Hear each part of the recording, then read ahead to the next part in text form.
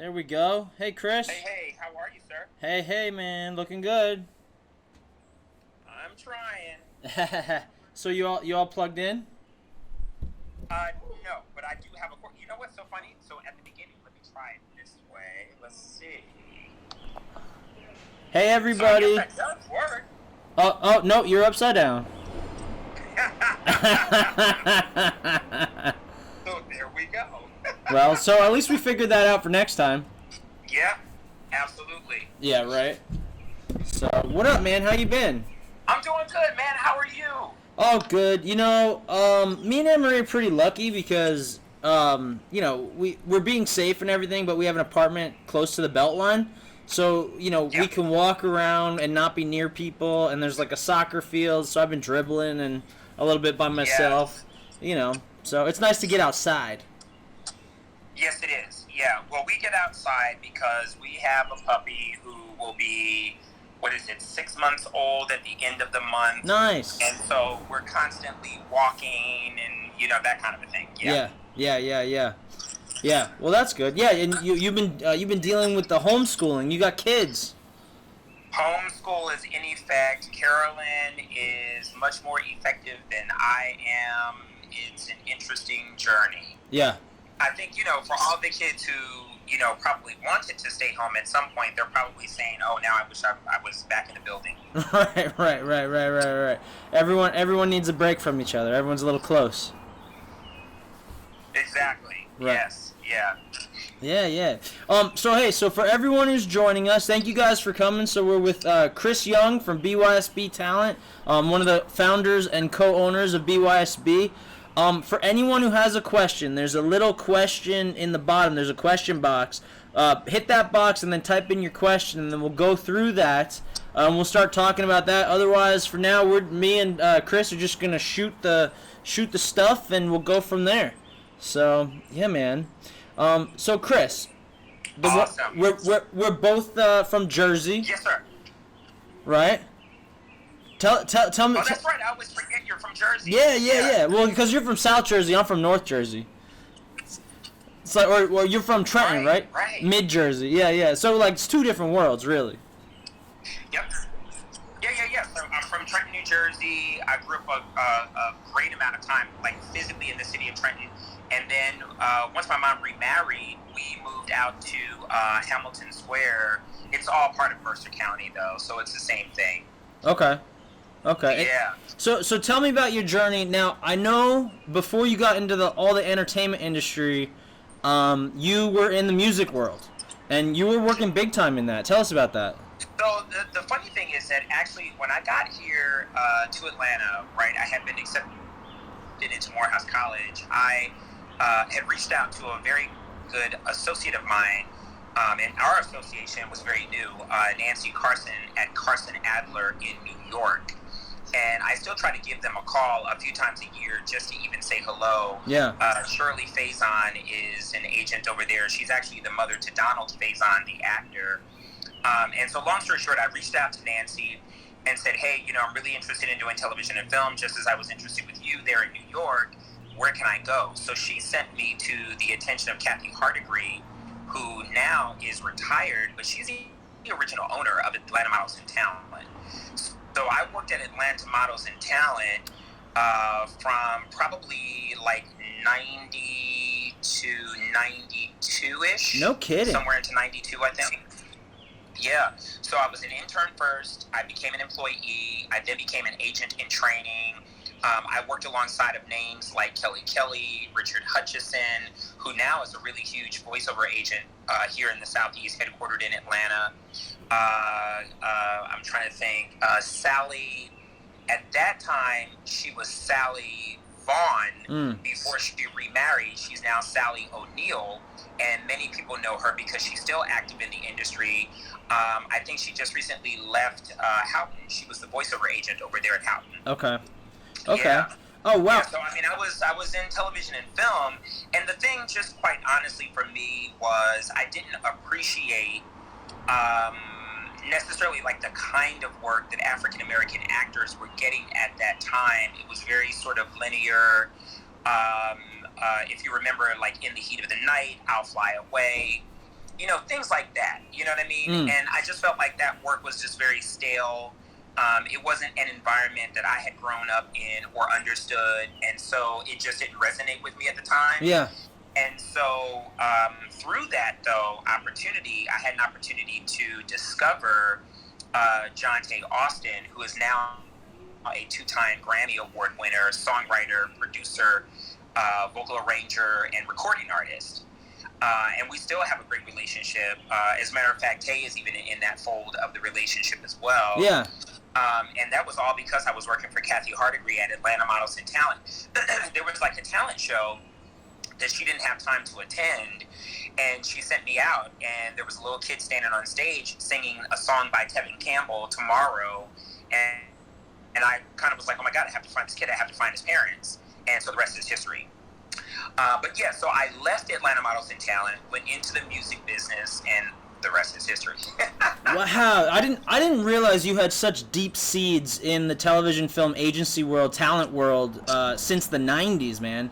I mean, yes, it's what's so funny for me, a great full circle moment was attending for the very first time, Tay and I, Christmas of 2019, so just recently, we attended the Screen Actors Guild Christmas event somewhere in Peachtree. I can't remember the name of the venue.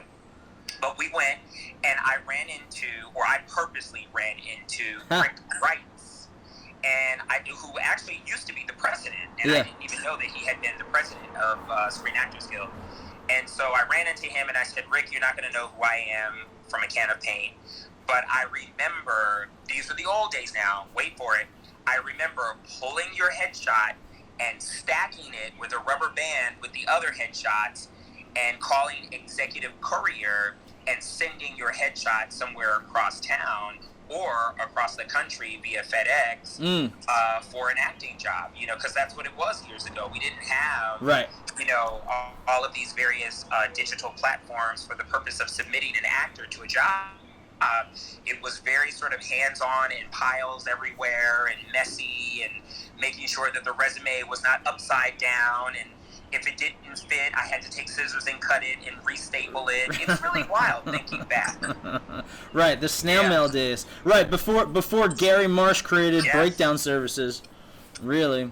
Yeah. Before breakdown services, I remember, before breakdown services in its current state of being is probably a better way of saying it. Yes. Because I remember the breakdowns coming in through the fax machine. And it was like, on that thermal paper that if you don't use it soon enough, it's going to fade away.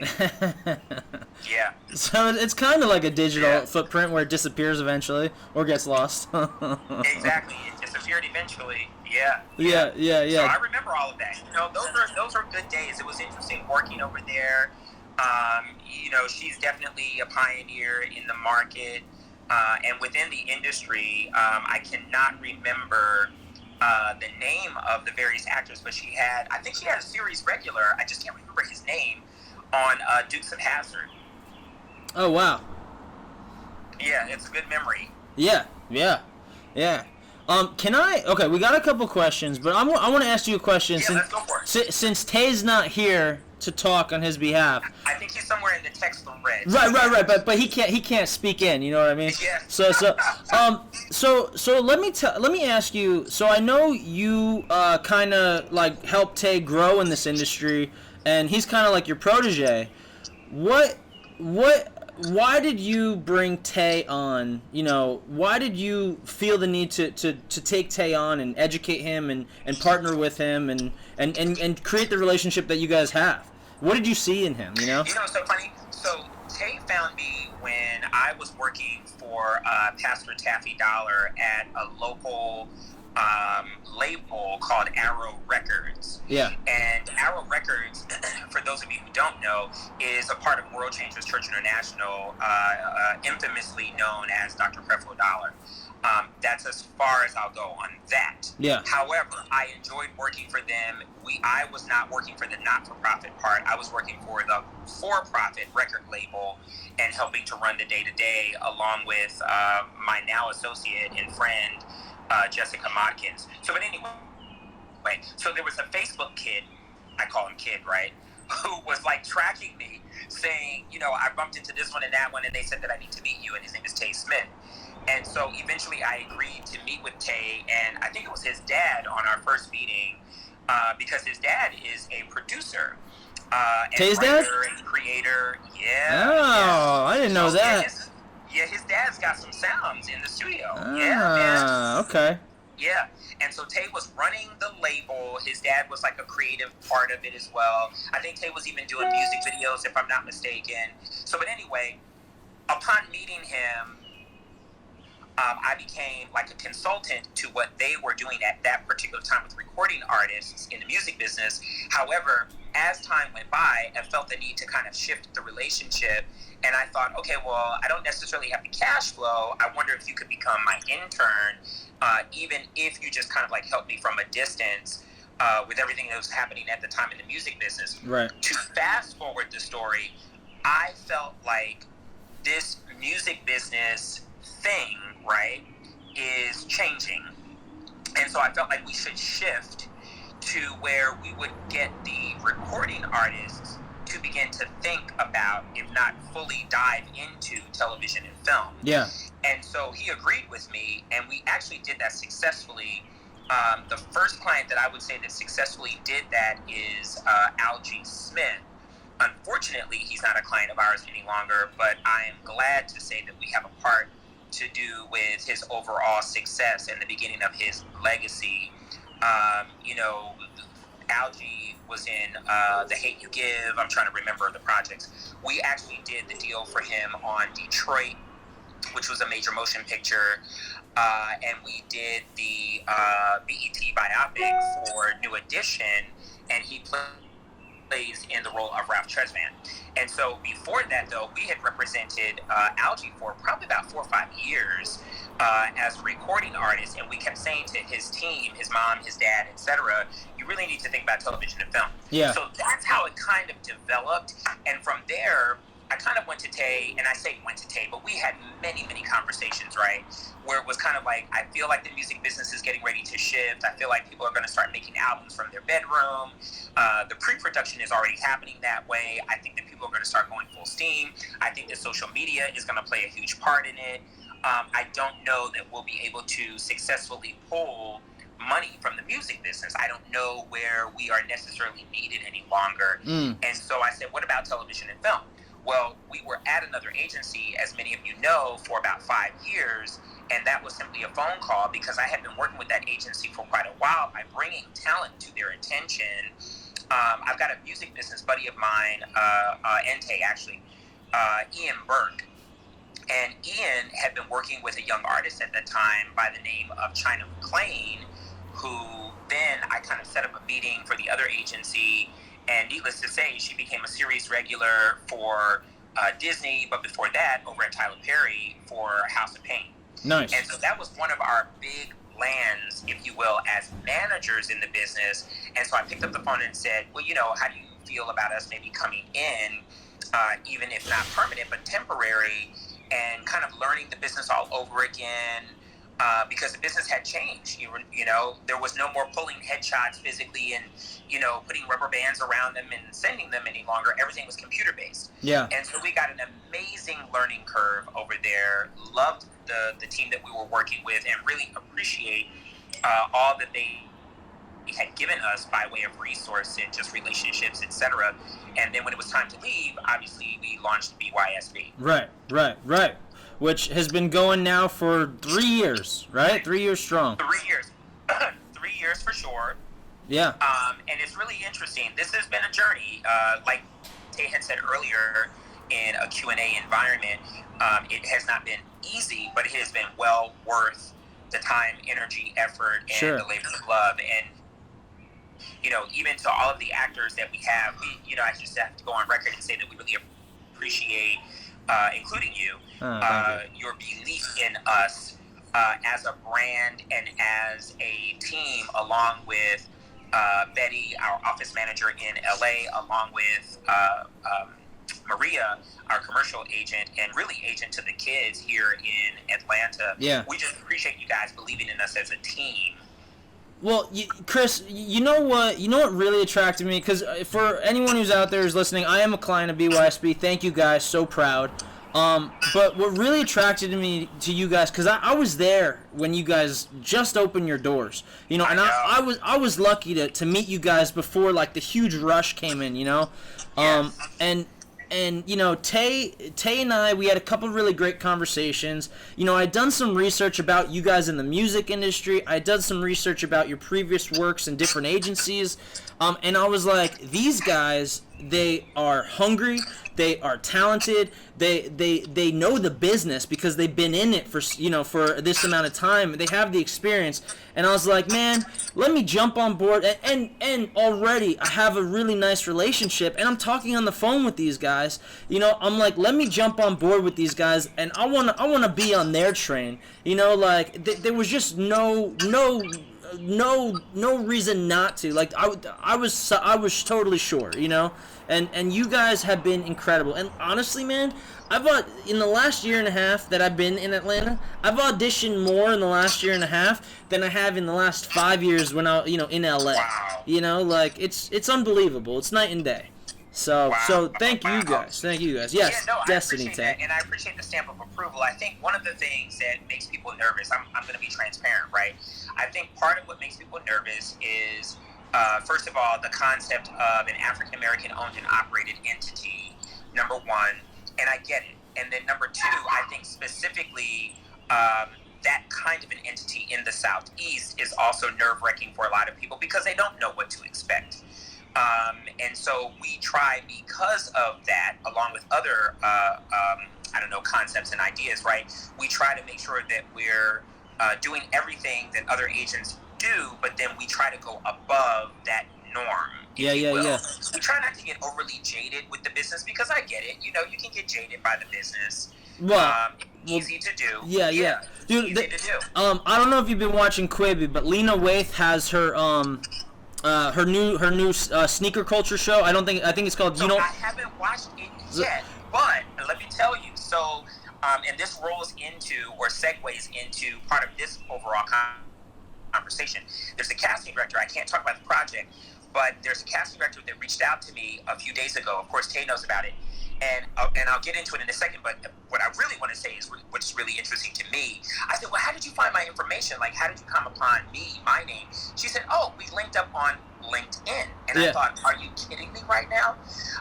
And so long story short, she is working on a project for Quibi. And so I admitted to her, I said, you know, honestly, this is just who I am. I'm going to tell you the truth. I'm not going to do the whole Hollywood thing and give you the, oh yeah, of course I know. I said, I don't have Quibi. I have seen the commercials. I have not delved into it yet. And so I promised her that I would. The first thing that I've started watching is Free Ray Sean. Okay. And it is so good, dude. It is so good. In the palm of my hands, it is so good. yeah, good. Yeah, awesome, dude. I mean, it's you know, it's filmed beautifully. Is my greater point. It's just wow. So go ahead. What about Quibi? Well, no. Well, I think what Jeffrey Katzenberg and Meg Whitman are doing with Quibi, I think is so smart. You know, it's its own platform with high concept content. You know, and it's short form the way we ingest it now. But so can I tell you something? Yes. Just real quickly on that note. Yes. And I don't know if he's watching today, but there's a great producer, writer, content creator, associate of ours, Ryan Richmond, along with Dwayne Boyd, myself, Tay, and a few others. We honestly created a project prior to becoming an agent, if you will, and rolling into the BYSB world, that was meant for this short form format and kind of platform. And it's interesting that, like in the words of Tay, once you put something out there, it's going to happen, whether you do it or not. Yeah. And we literally have been having these conversations, I promise you, like 4 years ago. Right. Isn't that funny that happens? So anyway, going back to what you were saying before, about like being an African American owned agency. So Lena Waithe on her show, she hosts like her sneaker culture show. I think it's called You Ain't Got These. But she says it straight up. African Americans make everything cool. So BYSB is cool as dude. Well, thank you, Brett, for the stamp of approval number 2. Yeah. All right. I love it. I'm gonna watch it today, though. Go ahead. Yeah. No, she's great, dude. Honestly, man, like I've been paying attention to Lena Waithe, with 20s. Like I saw her. I went to Sundance this year. And I went to the big BET premiere of 20s, and Watch out, let me find out Brett was sitting up in BET. Go ahead. Yeah. So dude, like I was standing there, like right in front of Lena Waithe when she comes on the carpet. I was about to take my picture, and they're like, no, some people gotta cut in front of you, and it was Lena Waithe, and I was like, oh damn, you know. Yes. So, but dude, like, somebody just said we rise together. Thank you for that. Yes, thank you. I agree. Yeah, for sure. I wish that whoever that is, I wish that they could get that message out from here to LA to New York, all over the Southeast and Midwest, because trust me, not everybody has that energy. And that's what I love about the creative community, right? Yeah. The creative community has always, from its very foundation, even if they found it hard to be inclusive, they found their way to be inclusive. So yes, we rise together. I love that. Thank you for that. Hey man, good people are good people. You know, art is art, and collaborating is key. You know. Yes. So, yeah. All right, let's pull up one of these audience questions. Let's do it. All right. All right, here we go. All right, so this is pretty. So from Look, It's Amy, most common mistakes that you see with talent applying for representation. You got that? No headshot. Either zero resume, which I get, and we can talk about that. Or headshot is no longer viable. Right. Headshot is when you were 17, but you're now 22, and somebody told you that you look the same. Your hair is red today as I meet you in the office, but your headshot's blonde, and you only have the blonde headshot. You don't even have both, because we understand the hairstyles and hair changes and hair color and that kind of thing.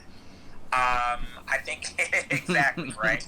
I think those are the answers to that kind of a question. Yeah. So just prepare yourself to genuinely put yourself out there the way you are. Yes. Be prepared. You know what I mean? I think these days also, right, with the evolution, I think is the best way to say it, of the self-tape. The best thing to do is when you send us the information, just go ahead and send everything at one time so we're not scattered with emails. And I invited some of the folks, too, that had reached out a while back. But I would say send us your headshot, your resume, and a self-tape. And let that self-tape be a scene as best as you can present it, not a monologue. Right. Yeah, that's funny that you say that, because you're not the only professional in the industry that I've heard say that. Erica Arvold actually said that too. She said she would rather see a scene versus someone doing a monologue, because then she can see the interaction. She can see them listening as well as reacting. Yeah. Let me say this too. I did not purposely try to put my own photo in the background. Oh, is that you? Yeah, I ended up at my desk because we can't seem to find the now missing mysterious tripod. I would have been in the dining room, but we couldn't find the tripod. So, and dinner is getting ready to happen for the family. So I was like, all right, well, let me come up to the loft and sit at the office desk. And yeah, sorry about that. I thought that was Obama. That's like an Obama smile right there, you know? Yes. Thank you, JJ. And since JJ said something, I promise you, I just saw Just Mercy the other night for the very first time. Jamie Foxx, it's based on a true story. And long story short, I promised to God at first I thought that was JJ in the other cell, and I had to go and look it up, and I was like saying, oh my God, congratulations, JJ. Well, it turns out to be, what's his name, Ice Cube's son. So sorry, JJ, you have to look alike. You got a twin brother, JJ. Brother from another. Yeah. Well, so go ahead, what's the next question? All right, let's pull it up. So, all right. Okay. Here's another resume question from Kaja. What's the standard for the dates of projects listed on your resume? So you were saying, let's cover resume in general. So we want the resume, right, to be in its proper format, and that's hard for me to kind of describe, but it has columns. Yeah. So, the column might be, television, and you kind of list the project name, and then in the next, am I saying that right? Yeah, not row, but column. So it might be the television project, and in the next column, it says, your character, or perhaps your contract status. Your exactly status. Thank you. And then the production company, right? So, but even if it's not in the proper format, we don't get hung up on that. This is where, again, we try our best not to be the jaded agent who has all these standards and processes and procedures, and then you have a talented person hanging in the balance, right? Yeah. But it would be nice that if it were in its standard format, it just makes it easier. That's all. Right. But then when it comes to dates, etc., I don't care. We represent actors who have been around since the 80s. And if that information is vital to who they are today, then keep it on the resume. Does that make sense? Yeah. I mean, of course. If you were a series regular, or if you had, a lead in a film, and it was, I don't know, 1995, and you're just kind of like rebooting your career, I think that's vital. Yeah. Because maybe now you're just like revamping the career. Maybe you had an illness. Maybe you were sort of semi-retired, or maybe you went home and you took care of the ailing parent, and now you're back in the business. Yeah. Right. So those kinds of moments are important. May I add something? But then again, I would say maybe you should have the reel so that we can see your work. Right. Well, and Kaja, so she's right here commenting. I would also say, I always say this: clean, clear, and professional. Make it appeasing to the eyes. There you go. So we look at, when we look at it, and then if you don't have a lot of credits, training is going to be important. Exactly. Let me tell you this too, because people are always asking how they can submit. Number one, we are always looking. Number two, there is no time or season where it's best to submit necessarily. 3, go ahead and submit to us using the email submissions@bysbtalent.com. Did everyone get that? Submissions@bysbtalent.com. Your email's going to be full in a minute. So that's fine. You got the time, right? Well, you got to eat dinner though after this. So so Peeper74 just said, if I am an LA-based actress, would you consider me for agent, or do you only rep local people? So first of all, we have an office in LA. It's not just a shell office. It's a real, thriving, moving business office, if you will. We're actually based in Inglewood, which is probably, I don't know, no traffic, 10-15 minutes away from LAX. South of the 10. South of the 10. There you go. We are licensed and bonded in the state of California, as we are bonded here in the state of Georgia as well. We are now SAG-AFTRA franchised agents and agency, and Maria is a sub-agent. Nice. And so we're looking for talent across the board, number one. Number two, we do have clients where they reside in California. They may have someone else, but then we represent them here for the Southeast. I think now that we now have the office in California, etc., we're now looking for talent to represent across the board, but it does not necessarily mean that we won't pull you in for the Southeast opportunities. Right.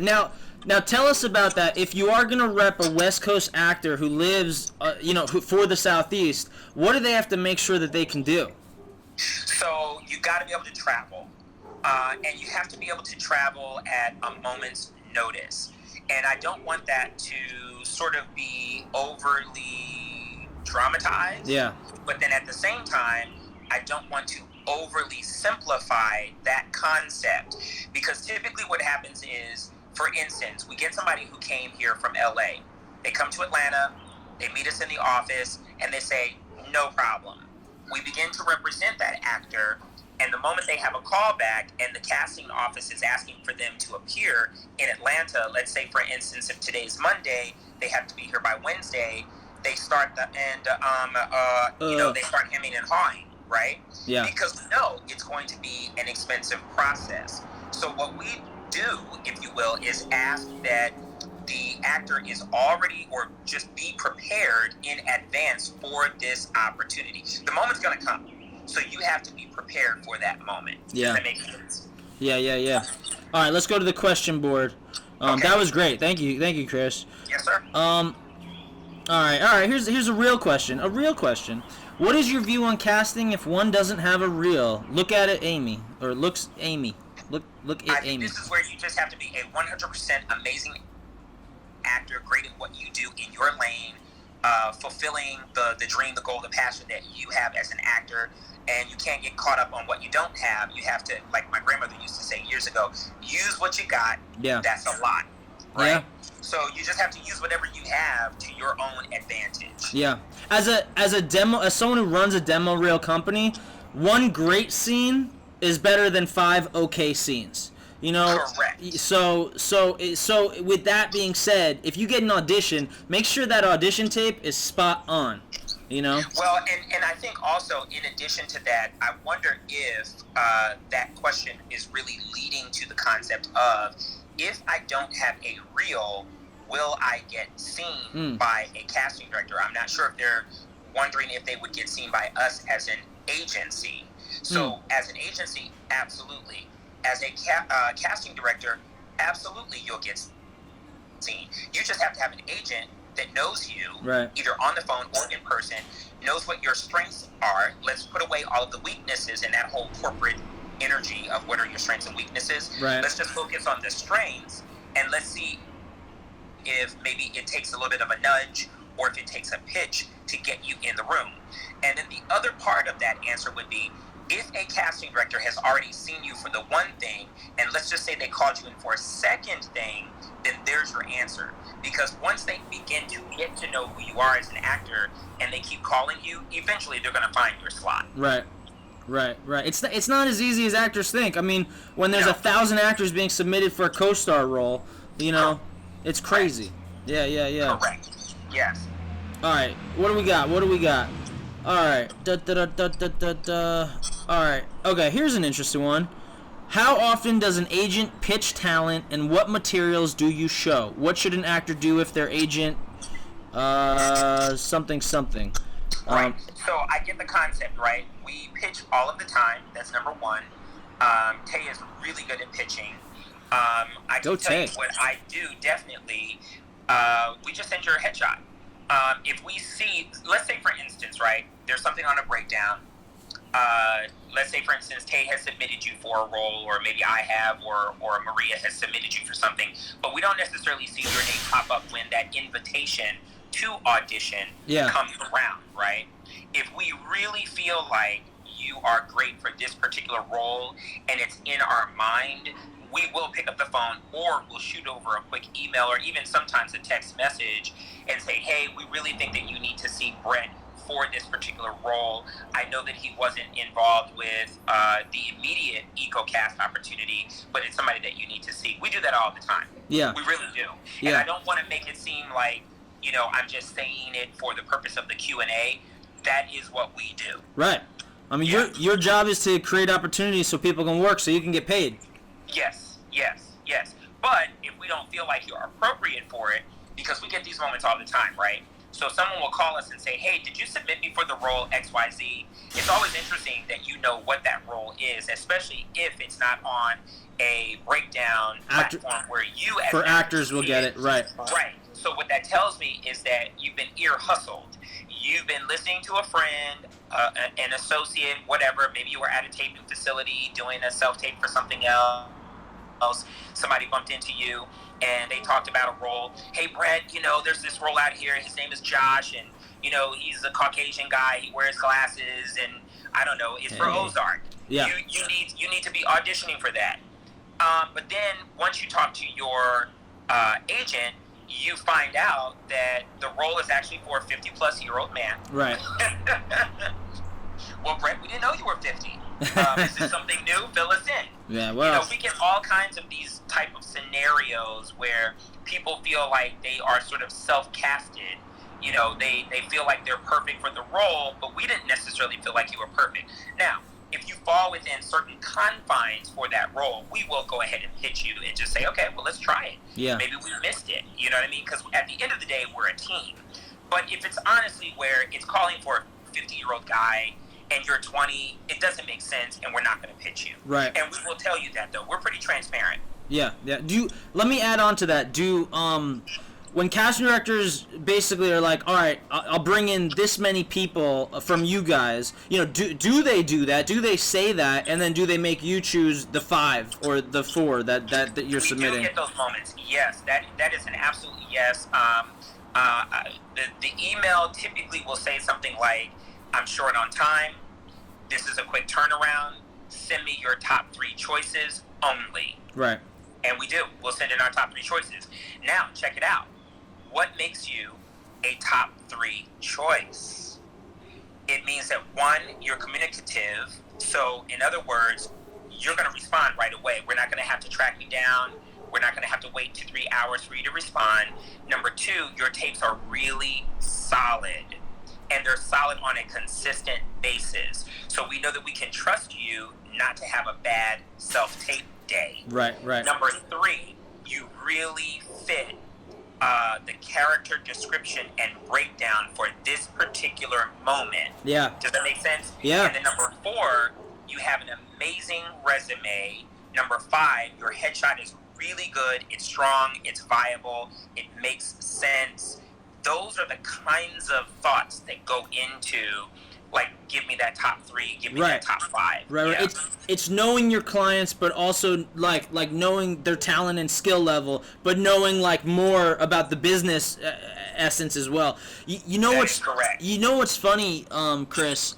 So doing demo reels all the time, you know, if I get 3 clients in a week and they all doing 3 scenes, right? That's 9 scenes. That's 9 other actors I need to cast. So like for me, I'm doing pre-production, I'm doing production and post-production. I reach out to the actors that I know are reliable, the ones who I know will come on, you know, to be the scene partners, to come on set, who will know their stuff, who want to do it, who are going to be good on set, and who are going to respond to me as fast as possible. So it's interesting, that mentality, you know? So, yeah. All right. Okay. Oh, here's a question from Leaperkins, actor. Do you recommend sending in 2 takes for a scene? I literally just read that, and I'm shaking my head like, and I know whoever that is like, is he shaking his head at me? Yes, we do. But you know what's really funny? On that note, please make sure that the scenes are completely, like, not the scenes, excuse me, the takes. That the takes are completely different one from another. Because it's weird to get 2 takes of a scene from an actor, but it's the same thing. There's nothing that has changed. Yeah. And we're not talking about changing your clothing or your hair or glasses on, glasses off. Right. We're literally saying, like, make the true distinction between the way that you went about this character and the direction you took the character in take 1, and then go completely opposite in take 2. Right. Yeah, that's great. Right. Like there's always a different approach, you know, as an actor. Like I think too many times we get stuck in, well, what do they want versus what can I create, you know? That is correct. Yeah. And I would say, you know, try your best as an actor not to get too caught up in what do they want, because you don't know. Right. And the what do they want is constantly changing with revisions, especially if it is an episodic. Right. That changes on a regular basis, to the point where it's so unfortunate, you know, there are casting opportunities that might go out on Monday, but then by Thursday, the character isn't even happening anymore. Right. They write it out. And on the same note of that, if there's a one-line co-star, and like, you know, that one-line co-star is important because it costs production money, it costs them time, it costs them effort, and, you know, so like it's there for a reason. So it's important. Yes. You know? I love to say that if you look at the career path of like an Octavia Spencer, who's on top now, obviously just recently telling the story of Madam C.J. Walker, you will find her in many like 5 and under kind of moments in film, etc. It's really interesting. Yeah, she's like a face that was just kind of like there, right? And she might have 2-3 words, you never see her again, and then she's off to the next project doing the same thing. Right. Hey. So for some, you know, I need for everybody to know that for some, you burst through the doors and you're on the scene and you become a star overnight. Most, that does not happen. Right. and that is okay. You just have to realize that your trajectory is different from the others. Obviously, you're an individual, right? And the way it happens for you is just that. It's the way it's going to happen for you. It's not a race, it's a marathon. It's a true marathon, and you really do have to be patient and embrace who you are as an actor, as a creative, as a performer. Yeah. Hey, real quick, Brienne online, you said, will this be saved for later? So, yes, everything will be saved for later, and it will be posted, as long as Chris is okay, it'll be posted on YouTube at LA Reels TV. So I think that's Vivian.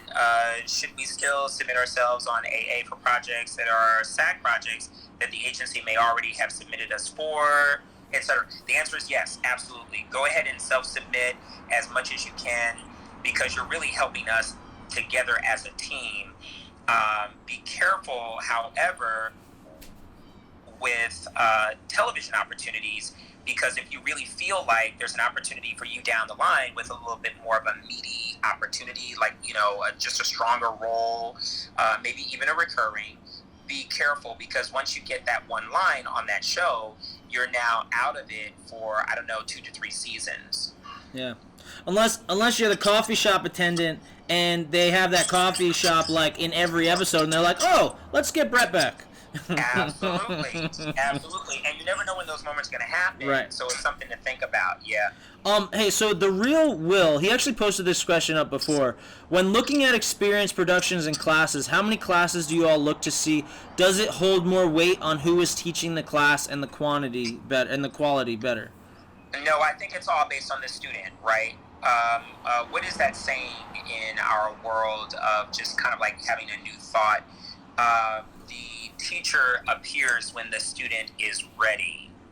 I think that that's important to think about, because we can find that we have great success with one instructor, but a particular actor may go to that instructor and they're still running dry in the well. Right. Does that make sense? Yeah. So I feel like your well, so to speak, we're speaking all metaphorically right now, right? Where I am. I think that your well needs to be full of who you are, again, as the creator. Where is the passion? Where is the love for the craft? Where is the I will do this for free? Where is the I was up until midnight studying lines and watching TV and or film and studying characters and actors and the way that they're performing and trying to embrace them and find myself in the midst of it? Your well has to be full. If your well isn't full, we find that most of these actors who don't land, it's because something's missing. Does that make sense? And it isn't the agent, it's the actor. And it's nothing disparaging against the actor. It just means that you got to check yourself and ask whether or not you're doing this for the passion and the play. You know what I mean? Like in that ring. Yeah. Or are you doing it because it's sort of very shallow? You just kind of want to be famous and seen. Well, then maybe you should be at social media without an agent and or a manager and or a team. Right. Stay in social media until you find yourself there, and then you come over to the agenting side. Let me ask you this on top of that. Would you rather have an actor be great at networking or just be focusing on their craft? I think it has to be both. I will admit that. I think that there's a lot to say or to be said about the concept of networking right now. And obviously, networking has changed over the last probably, 8 to 10 years, in that everything kind of jumped online. It's now changing again, right, unfortunately, due to this pandemic. So online happens to be a key factor for the network, so to speak. But at the same time, are you prepared once you bump into your network? So I'll give you a good example, even from the standpoint of Chris and Tay at BYSB Talent. For a long time, we were sort of seeking various mentors, if you will. And so we chose a particular mentor from afar, and maybe even multiple. But just recently, we got a reach back from Charles King, who has been our mentor from afar for a very long time. But now we're prepared to take that relationship to another level by meeting him in person and speaking with him, etc., and even receiving some of the valuable information that he will be able to give us. If you don't know who he is, Charles King used to be a partner at William Morris Endeavor out in LA. Oh, wow. Right. Part of his roster at that time was Oprah Winfrey, Tyler Perry, Michael B. Jordan, etc. He now has stepped away from the agenting world. He's in production. His company is called Macro. He's known for right now, That's a good name. Netflix, Gentified, Mudbound is a film that's out there. Fences with Denzel Washington is out there. Yeah. So phenomenal pioneer in the business. And so, but to serve my point, we're prepared. Right. We didn't step to him, sort of half done. Do you know what I'm saying? Yeah. It's one of the things that we're able to boast about the agency. We purposely went at it the right way, and we can say that we're set up properly from the internal to the external. Our business is in order. You built a solid foundation. Absolutely. We're not sort of like the corner church with the broken window pane. Right. And no shade. Because we're in the artistic business. Like, as an agent, as an actor, as a casting director, as a director, we're in the artistic business. And like, the reality is like our relationships and our portfolio and our work, like, no matter what field it is, like, we're all kind of striving to build and build and build. Yes. So, we are. It's so true. It's well said. Yeah. All right, let's pull up another question. Someone just said something about urban indigenous actor, artist. The art of storytelling saved my life. No matter, can you see that? Because some of it is. No matter how complex, high standards this industry is, the will to explore and express plants' pain as a seed and bloom's passion. I love that. Yeah. Very poetic indeed. Yeah. Uh-oh. Hello? Yeah, I'm still here. All right. Wait, you said very poetic indeed? Yep. And then my battery said you got 20%. Oh, okay. All right. That's where the skip came in. Okay. Yeah. All right. Casey Campbell, CEO Management. When are you going to sign me? Sorry to put you on the spot. Hey, Casey. I only know Casey from the Q&As. Do I have a headshot? Do I have a resume? I would say submit again if we don't already have it. Put it at the top. Saw you on the Q&A, and then I'll pull it real quick. Now, I just want to say something, and you can agree or disagree with me on this, but okay. I've talked to a couple other agents like while doing these live Q&As, and everyone is very much open to meeting and greeting new talent. But what the last agent told me, was, when things start going, you have your roster of people that depend on you, so you need to focus on them before you can really bring in new talent. It's true. I have not had an actual conversation with Tay just yet about it, but I'm thinking that maybe what we should do in the next week or two is figure out who we want to sign that is brand new and get them in place. Yeah. Does that make sense? Yeah. So I would say now is the time to hurry and get us your submission. And if we're going to consider you, we can kind of go from there. Remember, have your package clean, professional, and clear. Have all your things together, like what we've been talking about this whole time, and have a nice presentation. So, Yes. Yeah. All right. Oh, here's a good one actually. It's Lid said, how much of ATL auditions are self-tape versus in person? I feel it's mainly been self-tapes. It is primarily going to be a self-tape, but I think that also, rather than to discuss how many are in person or self-tape in the past, I think that moving forward from today on, a lot of what's going to happen is going to be the self-tape. Yeah. This pandemic is obviously not over. I'm not a physician, can't get too deep into it, but what I will say is we were already in office where if you come in and shake our hand, we're running to wash our hands and we're using sanitizer afterward. Well, because there's so many stories about agents who have gotten sick, etc. And so we just kind of did that, right? That's now going to move to a new level. And I think the newest level is it's easier for casting directors to see a greater amount of people via EcoCast or self-tape versus seeing them in person. Yeah. Now, to go back to the past, there are offices that will see you in the very beginning in person. I don't want to get into calling names and things like that right now, but there is a smaller group that, yeah, they'll call you in person. But I think that what people have to realize, right, actors need to realize that that tape is in person. You are in the room. And I know that that's a hard concept, right. But we booked way too many people from a tape. We booked way too many series regulars and heavy recurrings from a tape. Leads in film from a tape. Right. So I need for every actor to just go ahead and embrace the concept of tape. Not to say that this person isn't embracing it, but also don't look upon it disparagingly. Just go ahead and get the self-tape down, meaning make it a skill set that you're really, really good at. Yeah.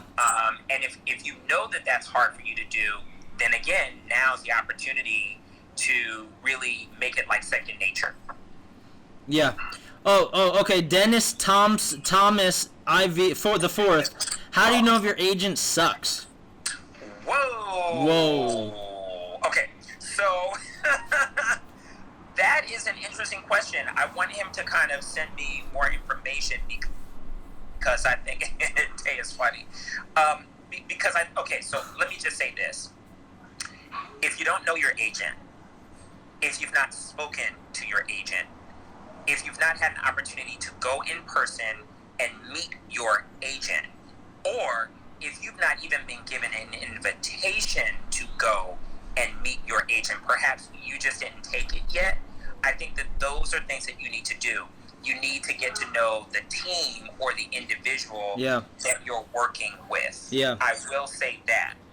I will also say that for us, it's important to know the client, your strengths. Again, we're putting away the weaknesses. We don't have to deal with weaknesses because we know that weaknesses do not serve us. So therefore, why would we have a conversation about something that isn't serving you, right? So let's just deal with the strengths. It's important for your agent to know your strengths. So for instance, if there's something about Brett that Chris and Tay and Maria don't know, then we need to know. And I always love giving the story about Tay and the fact that we had Donovan, one of the actors, came in to meet with us. And just because of sheer conversation and really having a good time, genuinely laughing and just sharing, right? Yeah. We find out that he's a dealer. And so I said, wait a minute. I said, what's up with the game Texas Hold'em? And so we started laughing about that. I'm glad you said Texas Hold'em and not, how many grams. So Exactly. So then, we started laughing, and he said, do you play cards? And I said, man, I don't know. That's the only game that I could come up with, And so we laughed about it, but upon his leaving, there was a role that came up for NCIS New Orleans. They were looking for an actor who happened to be a card dealer and was able to do tricks, etc. Bam. And how about Tay submitted him, and he booked the role. Bam. Well, that would not have happened had we not had in-person contact, right, conversation, and a moment to share and get to know who he is, etc. Do you know what I mean? So to go back to that question, I can't speak disparagingly against anyone else. All I know is what we do and how well we do what we do. Yeah. And the level of passion that we put into what we do, because that is what serves us. Oh, that's such a great answer. That was great, Chris. That was great. You're good at this, man. So. Thank you. All right. Let me see. Go Tay. When it comes. That boy Tay, no, he is an agent. Okay. Well. All right. I'm trying to find a question that may be a little bit different. Okay. What are? All right. Well, let's check this out. So, Amy, again, what are things that stand out to you when looking at potential clients? I'm just going to use one word, and I know it's very sort of metaphysical. Yeah. Energy. Yeah. That's the word that I have to use. I don't know how to go any further, because that's been the case for me since the beginning of my career. Yeah. And I know that sometimes Tay and I laugh about it, right, on the surface, but it's the same thing, honestly, for Tay. Tay is a little bit more deep into what's on the resume, what's your skill of acting, etc., because that's what works for him. However, at the end of the day, we both come to the crossroads of energy. It's the energy of the actor, I'm telling you. Right. Yeah. You know, and I mean, like, you know, sometimes, especially actors, because we have all sorts of emotions going on, you know, and highs and lows and highs and lows. Yeah. So it's like sometimes before we go into an opportunity, we kind of got to check ourselves and say, all right, let's get in the right headspace right now, you know? Yes. So, but abundance is good. We know how to also, on that note, we know how to pick apart the insincere individual who walks through the doors, right? Yeah. And there have been times where we will say to the person, okay, quit acting. Yeah. And just be who you really are. That's good. Yeah. You're here to meet us. You're not on an audition per se. Right.